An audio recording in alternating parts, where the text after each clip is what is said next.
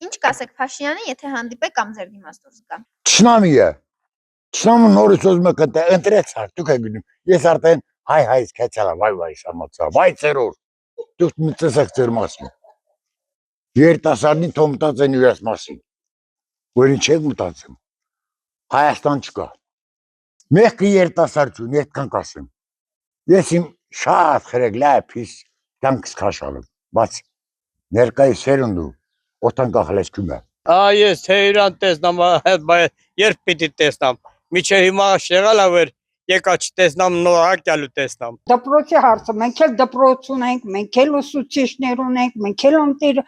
դպրոց, մանկապարտեզ ունենք, ինչի մեր դպրոցը թողնեն, տանենք ուրիշի դպրոց, որովհետև մենք մեր տրանսպորտը հմտարելա Թուրքի բերանը հերիք չի, այլ տանումա տրանսպորտով, ինչ իմանամ, այ տրանսպորտը ոնց կտանես, ձուն ձմեռը,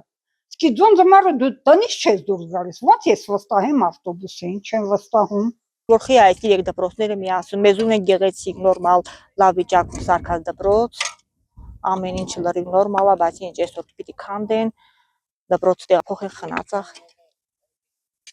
Հիմա տղաս առաջին դասարանն է ավարտում, այս փոքր երեխան ոնց կարա գնա Խնածախ սովորի։ Դժվար է։ Շատ դժվար է։ Երեխեքը չտանի Խնածախ ուրիշ գյուղում դպրոց։ Այն դպրոցը թող մեզ մոտ մնա, մեր երեխեքը մեր դպրոց հաճախեն։